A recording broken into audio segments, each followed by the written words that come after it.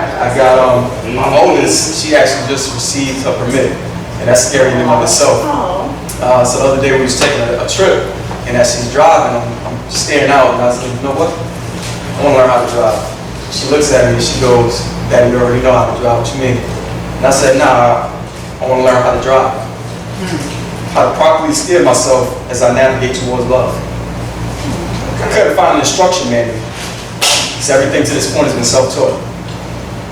I never adjusted the mirrors, cruising through life, never being able to see things for what they were.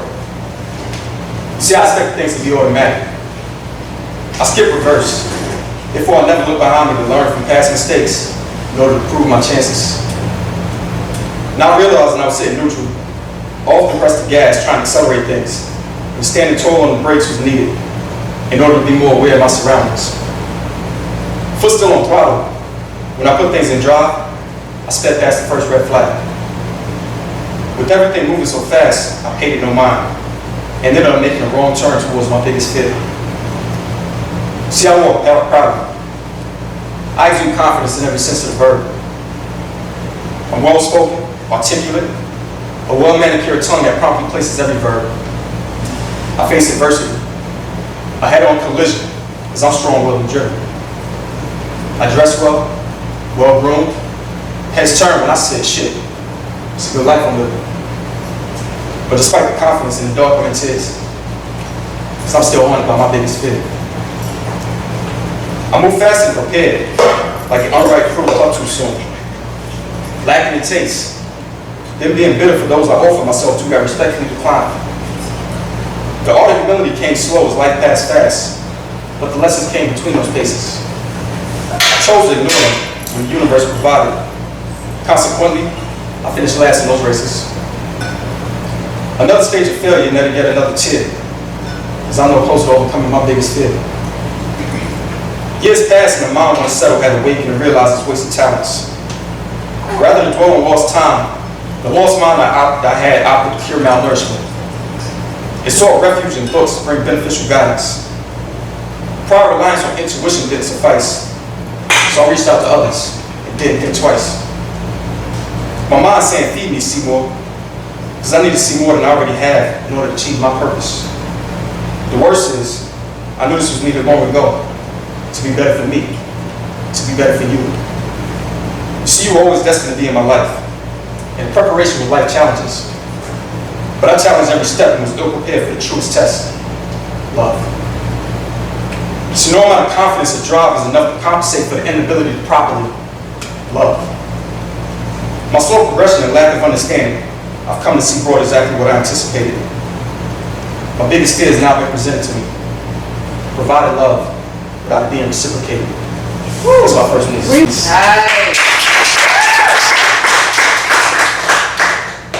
I don't have a smooth introduction for this next one, but this next piece is titled Lost Thoughts. I want to write a poem, but the words keep escaping my thoughts. Memories brought me back to love and damage, hurt mixed with healing, pleasure too erotic for me to even consider worth revealing. I was lost in the moment anyway, so much to the point I forgot what I was going to say. I want to write a poem, but I'm finding it hard to concentrate on words. Adjectives and verbs to describe my state of contentment that she provided. Relentless abidance to be in her heart's protection, detecting every emotional imbalance. Providing her stability, even though I'm the one consistently tripping over how amazing she is. I want to write a poem. I want to be able to explain how pain is a word I can't really define because my mind's consumed in unending experiences of hurt. Remnant of Nefertiti and how she ruled the land I grew to love. And above that, just as Nefertiti lost her left eye, if the same fate were left the eye, I would forever have her beauty, body, and boldness ingrained in my memory. I want to write a poem. I want to be able to explain how pain is a word I can't readily define because my mind is consumed in unending experiences. You ain't got to go right to the beginning. This is the last verse.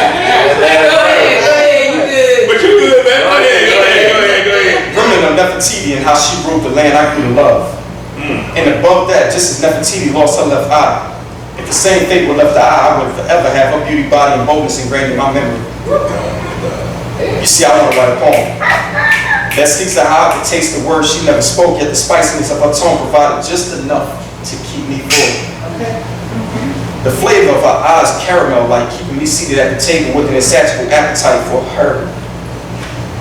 Her exhales compare to heroin as I take in residual, leaving me critically embalmed with envy. I need an intervention. Because I'm addicted to wanting to write a poem. I just don't know where to start. Okay.